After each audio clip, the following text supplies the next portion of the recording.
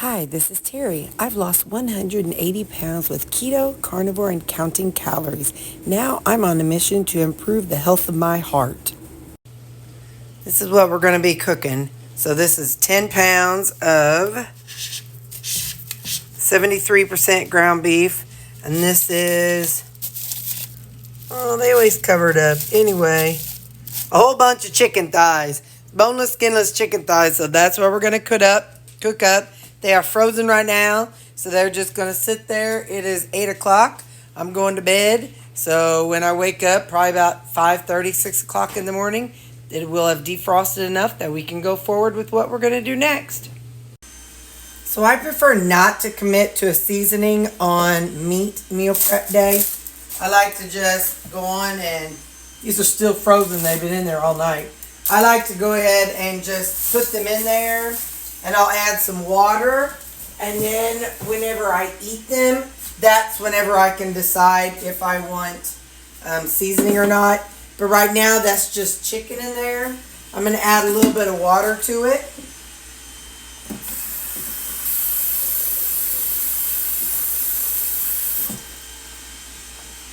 Chicken doesn't need a lot of water. It makes its own water. So that's probably about maybe a cup and a half.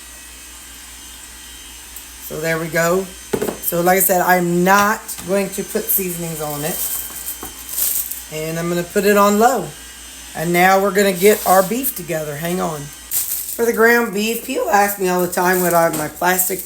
These are Reynolds Kitchen slow cooker liners. They're BPA free, and I like them because it makes cleanup on meal prep day a lot better. So I just put them in. I get both of them in before I start getting my hands messy. I like doing my meat in a crock pot because it's a very hands-off method. I work 5 days a week, so Saturday is my meal prep day. Sunday is church and my mama day. So I have things I need to do on the weekend. And so I don't want to do a whole bunch of hovering over a stove or a hot skillet or whatever to get my food ready. So I do that, and then I come over here and I cut this is the 10 pounds of 73%. I cut it in half. I know somebody's going to say, don't put that dirty thing down in your crock pot. It's all right. I come from the generation of drinking out of a water hose. So if there's any bad germs on the outside of this ground beef container, that's probably not the worst thing that I've put in my mouth. A dirty old garden hose probably wasn't the cleanest either. All right. Now, from here, I am gonna break it up just a little bit. It's still kind of frozen in the middle, so I'm just gonna kind of just break it up a tidbit. And then I don't always. Sometimes I do, sometimes I don't. It does not make a difference at all whether you mess with it, whether you pull it apart or not. So the same on this one.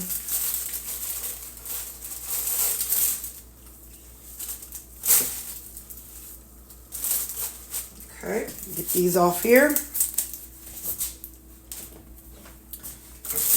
Kind of straighten up my liner a little bit, because now we're going to add in a little bit of water.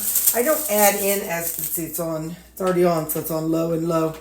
I don't add in as much water on these, on the 73% as the 93%. It doesn't need as much water. Truthfully, it depends on if you want broth or not. I don't need broth, so I'll just put a little splash in there. But that broth really makes a good broth whenever you're cooking. I don't season any of my meat because this way I don't have to do any, I don't want to commit to a specific flavor on meal prep day. You know, I do a lot of different seasonings throughout the week.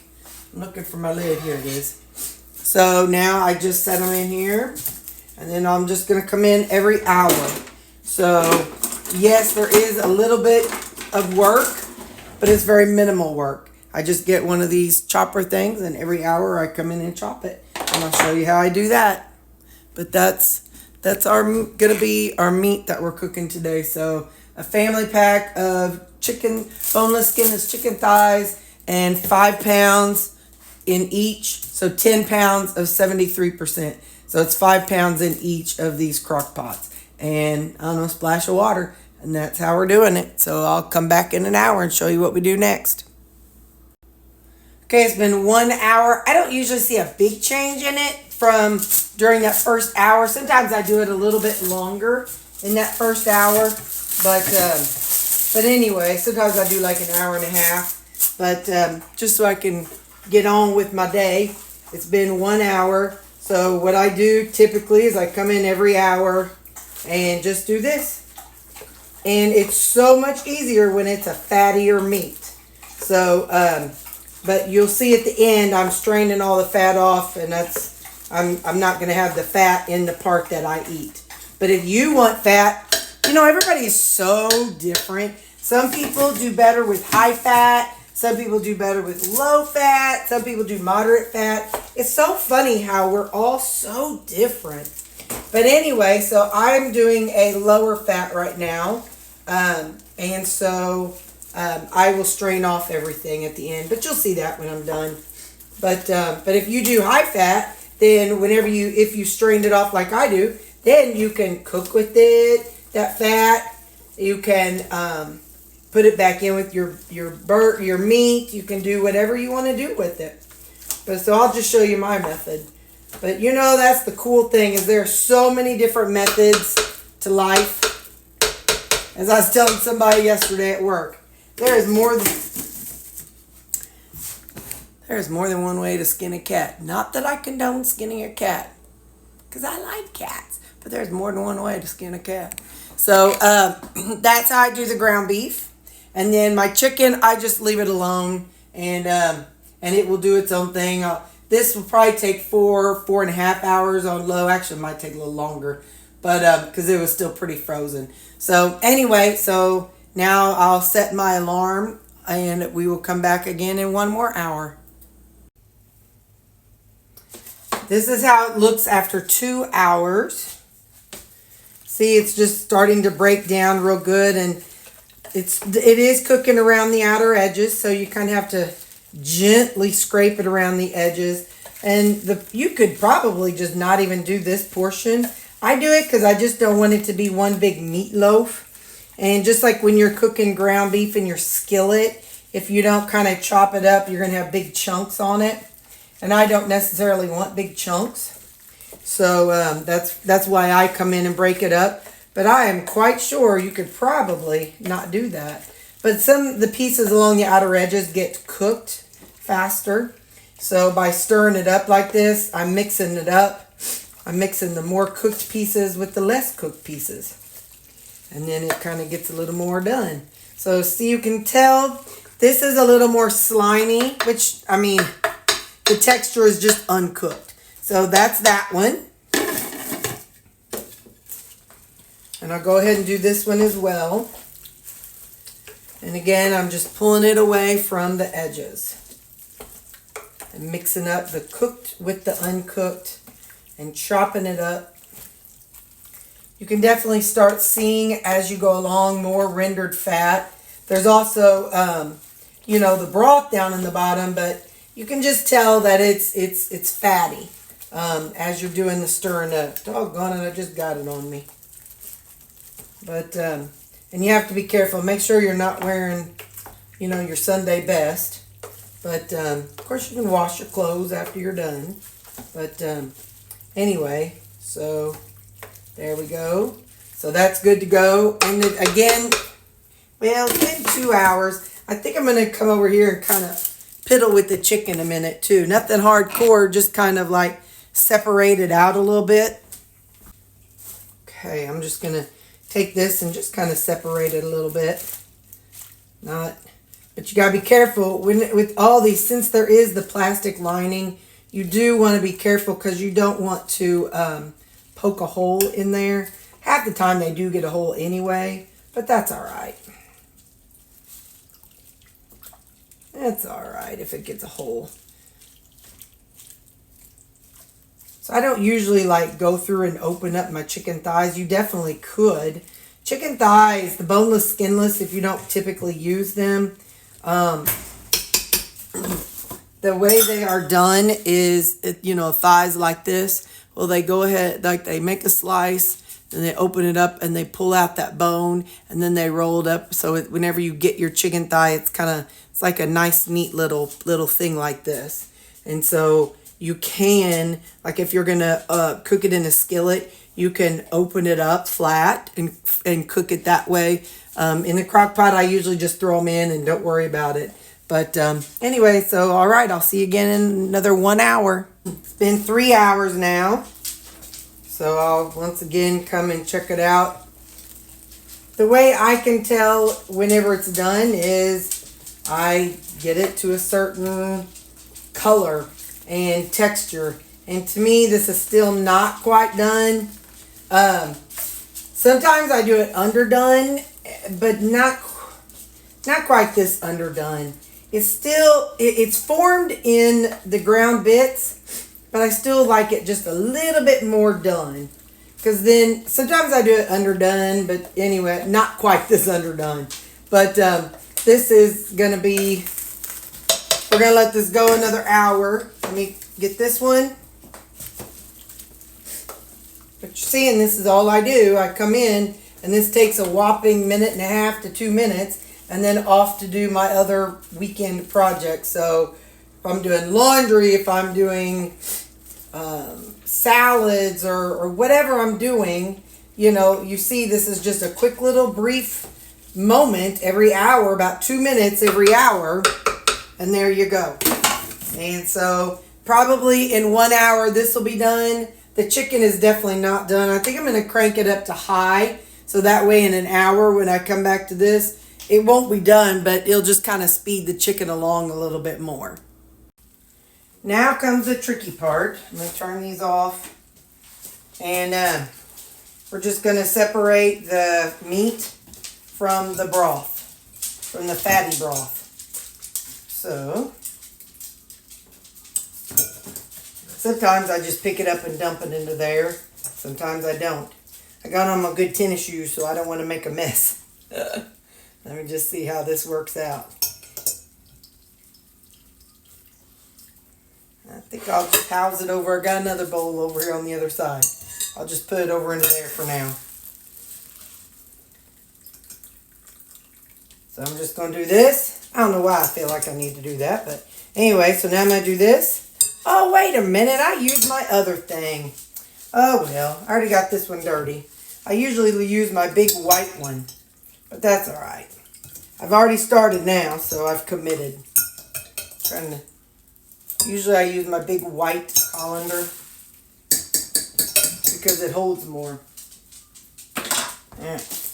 Now, like I said, I've committed. So, a lot of times this is where you'll find out if you have holes in your thing or not. Yay. And this is going to be very hot. And you want to have some control because you don't want, I have dumped this out on my shoes more than one time. And I'm wearing my good shoes today because I just went for a walk with the dogs. So I definitely don't want to dump it out on my shoes today. No thank you. Alright, so I'll put it in here. Alright, now let me get this one out of the way and I'll be right back. Alright, so now we're going to do this one. We'll just do it the same as we did. Let me slide things down so you can see a little better. Hang on. Alright, so this is what we're working with. That's where I'm putting the done ground beef. Sometimes I just dump the ground beef back in the bottom of the crock pot. But today, I'm not. Now if I was using my big white colander, I could rinse my meat off if I wanted to. I'm not going to today, but I could if I wanted to. Something I've also done is put the meat back in the baggie, or in this big white clear bag, and then let it cool off in the bag. And from there, use that for, after it cools down, then portion it out. I'll have to see. Hopefully this will all fit in this container.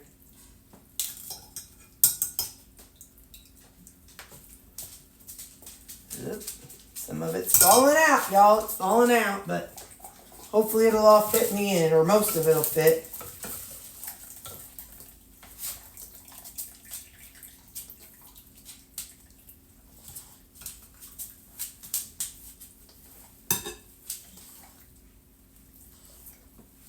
Just a little bit more, and then we'll have her. All right.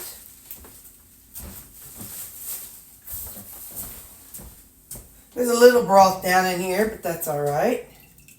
Some of it's sweat, maybe there's a hole in the little baggie, but that's all right. All right, so now we got all our meat in there. Where's my things? I'm gonna add this to the container. Now what I will do, because this was a very fatty meat, let me see if you can see. See how deep? That much is going to be fat and that much will be broth. So I'm going to pop this in the refrigerator and I'll play around with it after it hardens up. While the beef is cooling down, I think my chicken is good enough. So we're going to go ahead and get this done.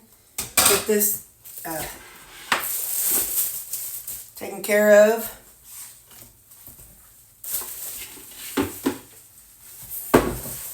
We're going to do the same thing and separate the meat from the liquid. Except with this one, I'll probably just put it right back in this crock pot. So,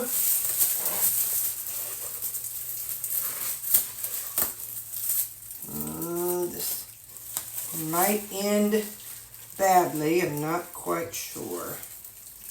Just slow, slow, slow.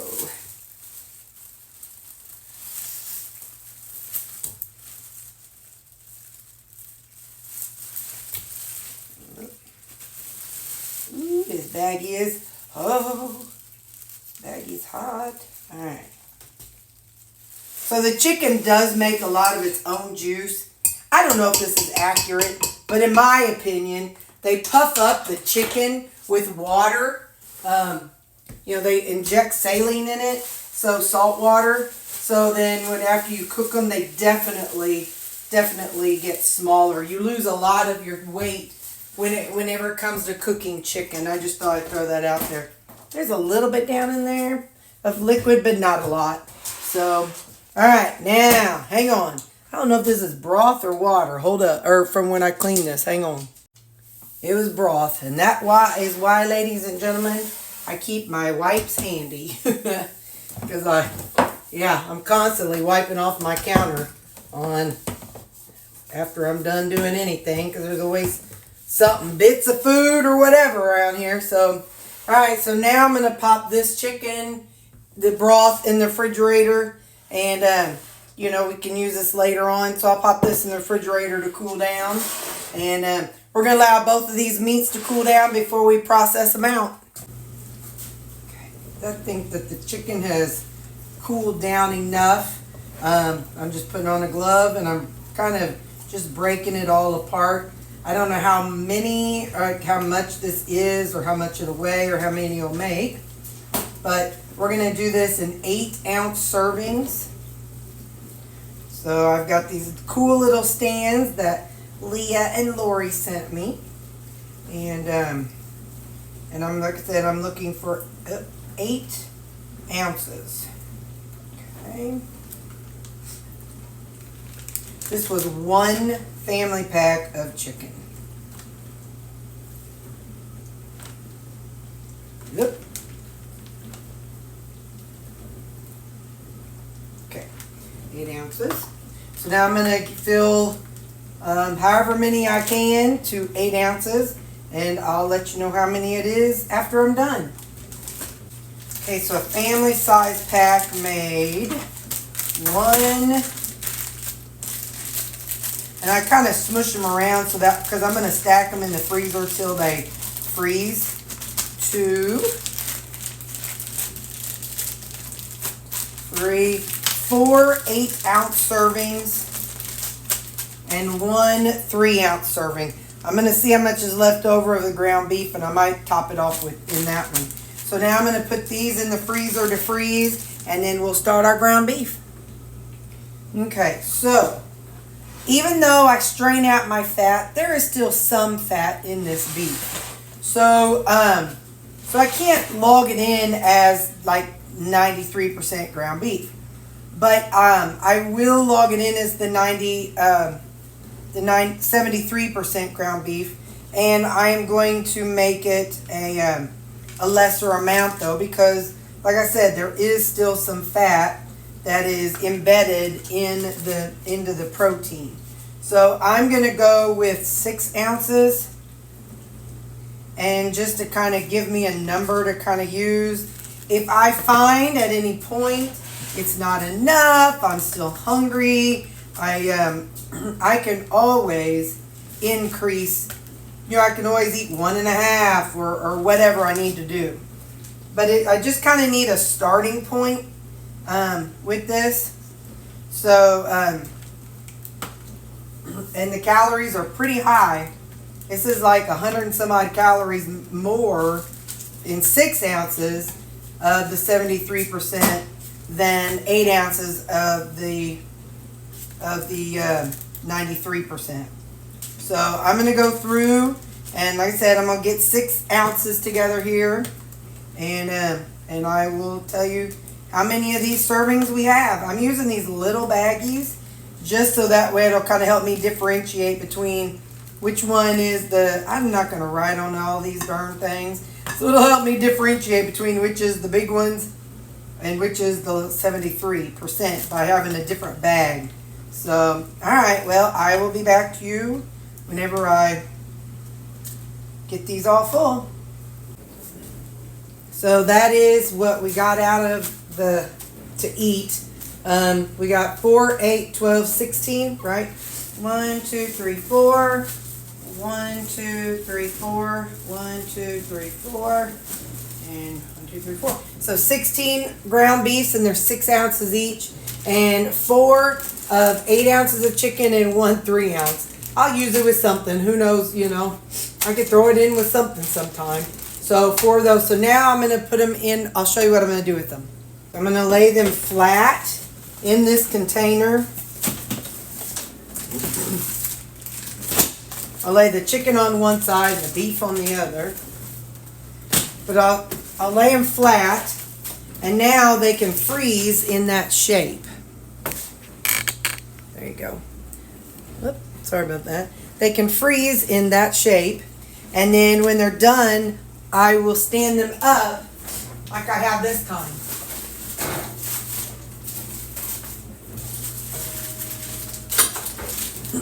These are chicken that are already frozen, so I can go ahead and stick them along the sides, just enough to kind of help give them a little support. And so see how these are stiff? I can, when they're when they're frozen, I can line them up like this. And the way I had it was beef, chicken, beef, chicken, beef, chicken. So that's how I'm going to pop them in the freezer. And I'll show you what I do after I'm, I'll show you next. Hang on. I keep this right here in my refrigerator.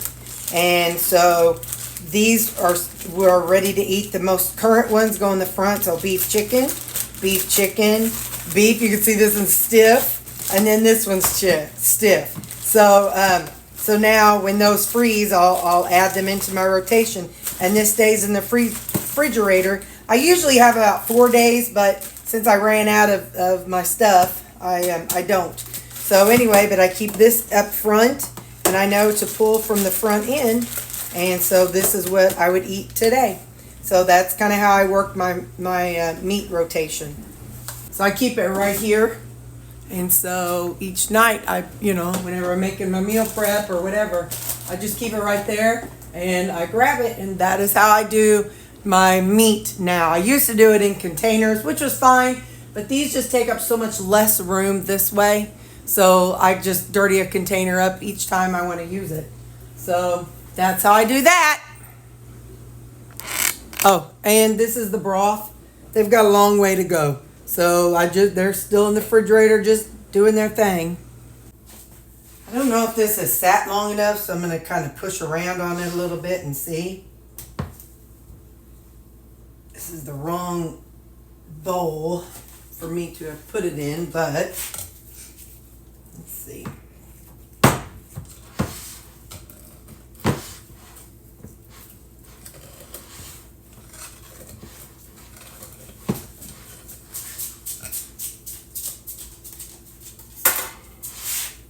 The other bowl is definitely better. Yeah. Hang on, let me get something to set it on.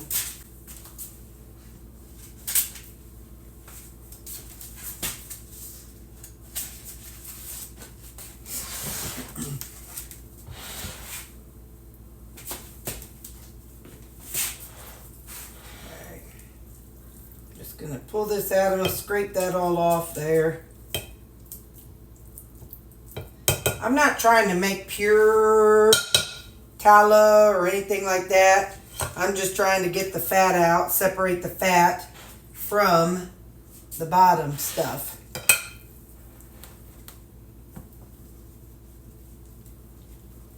There's a little bit down in there. And then I'm gonna put this fat in a Ziploc bag. Then I'll put the broth in a Ziploc bag. So the fat, if you chose to, you can cut it up into chunks and cook with it. That's what Nona Grace does. You can add it back to your meat if you're high fat. You know, everybody kind of has their own thing of what they're doing. I'm just going to do this because it's just easier. It's literally like Jello.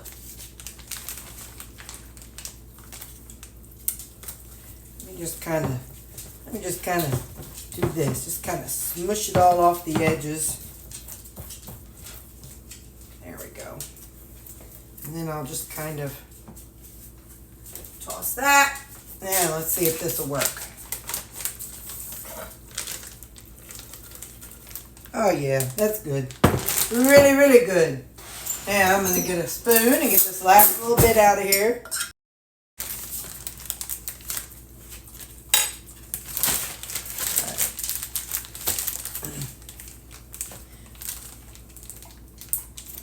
Now I'm just going to put my broth in. I'm going to just leave it in this container.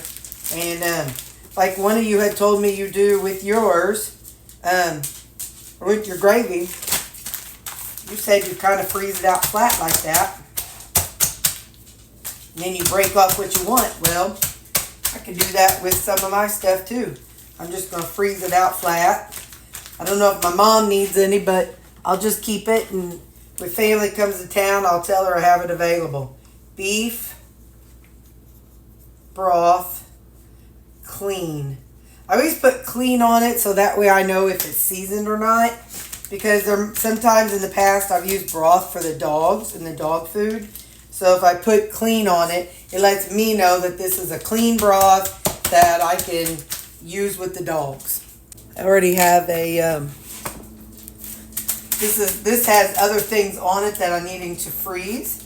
So I'm going to go ahead and toss this on it, and this can all go in the freezer. And I'll be right back with the fat. Okay, so what I've done in the past with the fat is you reused it, I've cooked with it, I've added it back to my meat. You can add this to whatever you want to add it to. What I'm going to do this time, and I haven't done this in a while, and the dogs will be so happy, I'm just going to put this on this cookie sheet. I'm going to heat up the cookie sheet, or heat this up in the oven, and then, hang on.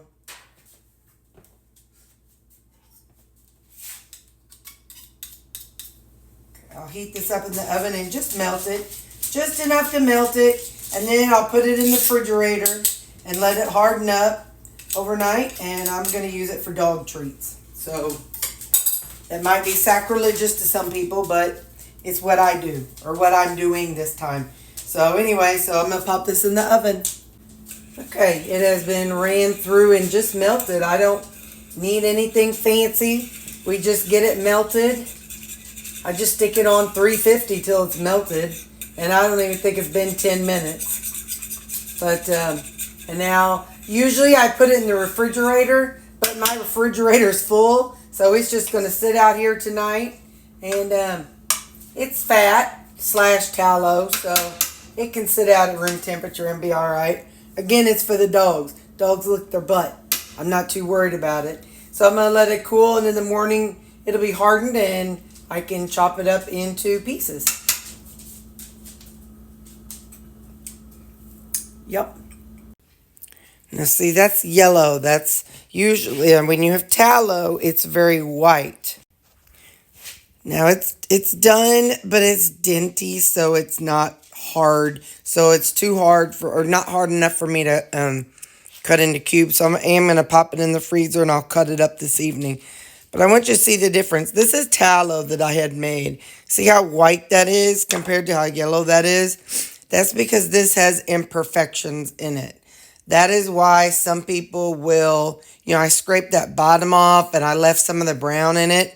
That's the difference between tallow, because tallow is pure, and just this ground beef. This can be frozen and reused over and over, like reuse it, and it'll be delicious.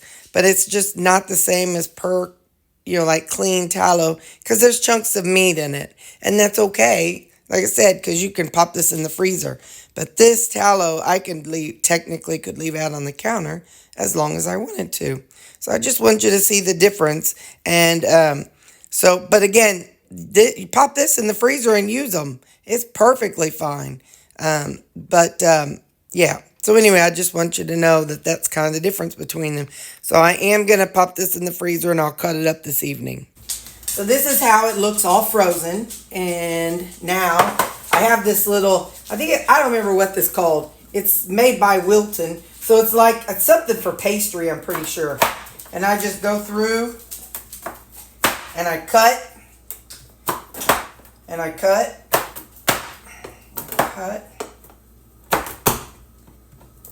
Doesn't have to be perfect, because it's for the dogs. They don't care if it's perfectly even or not. Okay, I go that way, and then I go this way. Alright, so now I'm going to get a Ziploc bag, and we'll put all these little pieces in a Ziploc baggie.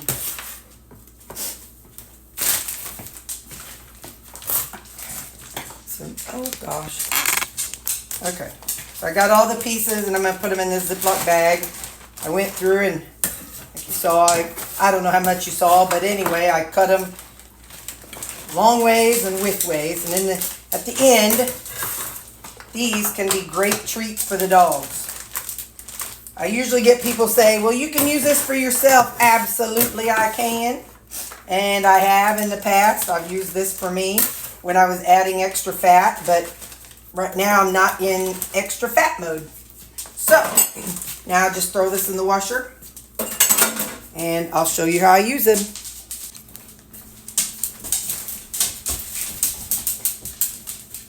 Sammy. Baxter, easy.